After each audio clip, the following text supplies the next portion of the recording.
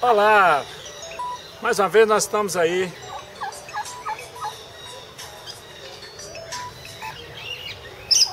para refletir um pouco sobre esse tema tão interessante. Se você está vendo meu vídeo pela primeira vez, o meu nome é Cláudio Martins, eu sou psicólogo, especialista em dependência química e trabalho já há 27 anos com dependentes de álcool e outras drogas, além também de trabalhar com os familiares.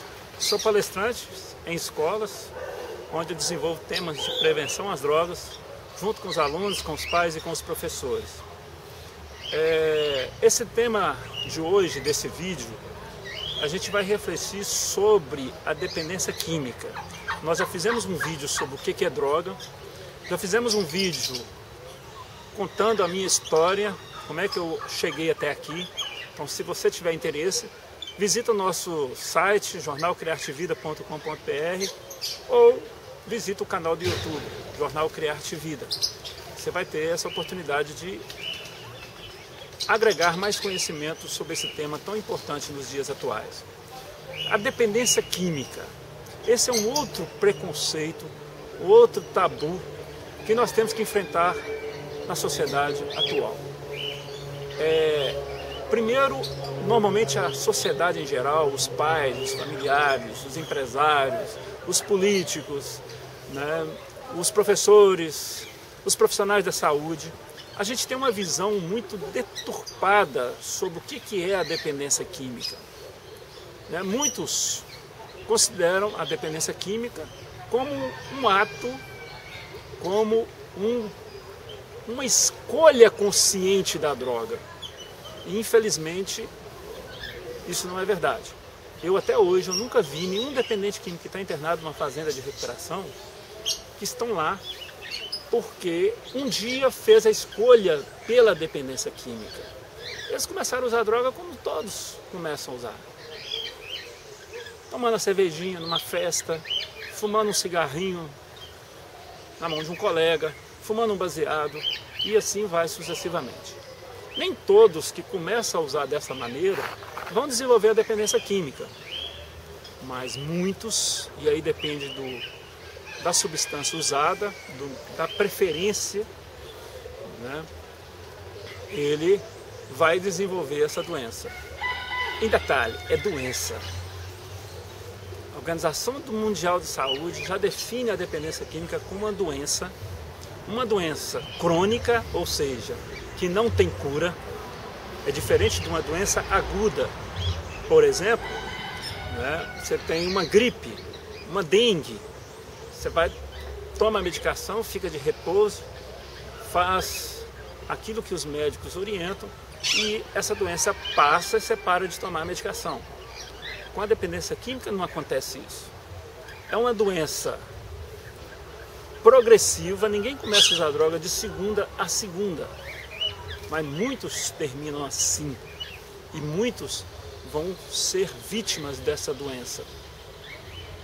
Vão morrer por causa dela. É progressiva, fatal, se o dependente químico não buscar ajuda, fatalmente ele vai morrer vítima dessa doença. Então é importante buscar ajuda. E ela também é uma doença primária. O que vem a ser isso? Ela vai ser a primeira doença que a pessoa vai adquirir, e em decorrência dela vai surgir várias doenças secundárias. A gente pode citar várias aqui. A gente pode citar, ele pode ter problema de cirrose, ele pode ter problema psiquiátrico, ele pode ter problema de circulação, problema cardíaco, ele pode ter problema de pressão alta, de diabetes, enfim, pancreatite, gastrite e um tanto de ite que não vem ao caso ficar relacionando aqui. Então, uma coisa que é muito importante a gente ficar sabendo: o dependente de drogas, ele é vítima de uma doença grave. E um doente a gente não pode abandonar. Um doente a gente tem que buscar tratamento para ele. Eu não conheço ninguém que abandonou uma pessoa que contraiu câncer.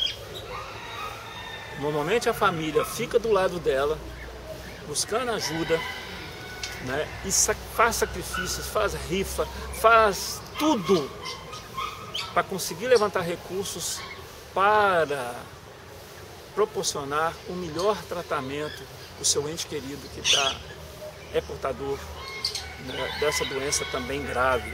Agora, quando é a doença da dependência química, normalmente o que a gente escuta da maioria dos familiares? Ah, isso é falta de vergonha na cara, isso é vergonhice, safado, sem vergonha, vagabundo, malandro e tantos outros adjetivos que não vão acrescentar nada no problema. Aliás, pelo contrário, vão agravar mais ainda o problema da dependência química. Então nós temos que começar a pensar no dependente de drogas como um doente que precisa de tratamento. E é importante a gente entender isto e buscar ajudas externas, ajuda de profissionais. Não adianta você ficar buscando ajuda para pessoas que não entendem nada sobre a dependência química. Lá em casa nós fizemos isso. Durante 30 anos, meu irmão foi desenvolvendo alcoolismo e nós não buscávamos ajuda. Nós tentávamos resolver o problema da dependência do álcool do meu irmão com os nossos recursos que a gente tinha, com as opiniões de leigos. E é interessante que quando a gente contrai alguma outra doença, a gente vai atrás do profissional. A gente está com dor de dente, a gente vai atrás do dentista. Está com uma palpitação no peito, a gente vai atrás do cardiologista. E assim sucessivamente. Agora, quando a dependência química chega na nossa casa, o que a gente faz? A gente vai atrás de gente que não entende nada da doença e muito menos do tratamento. E isso não vai resolver o problema. Você quer resolver o problema da dependência química? Procure ajuda profissional. Procure ajuda com pessoas que vivenciaram esse problema dentro de casa, dentro da própria pele, muitas vezes, que hoje estão bem. Procure ajuda com quem conseguiu superar essa dificuldade e com quem estudou e adquiriu experiência ao longo dos anos sobre isso. Não dê ouvido aos curiosos. Para de ficar escutando o que seu pai acha, o que sua mãe acha, o que seu tio acha, o que sua avó acha, o que seu vizinho acha, o que seu cachorro acha. Porque quando a gente começa a fazer isto de buscar ajuda com quem não entende nada, nós estamos fazendo mais ou menos assim. Você está com dor de dente, você vai no cardiologista. Você está com problema, palpitação no peito, você vai no dentista. Se você fizer isto, eu tenho certeza que um profissional de saúde, ele vai te encaminhar para o profissional que estudou para isso, para resolver seu problema, e vai te dar uma prescrição para procurar um psicólogo ou mesmo um psiquiatra, porque você não está bem da cabeça. E a família com a dependente não está bem da cabeça. Vocês estão entendendo o que eu estou querendo dizer? Então, é importante a gente entender o que é a dependência química.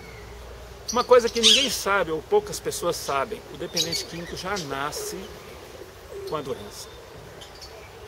Então eu posso ser um dependente químico e eu não sei até hoje.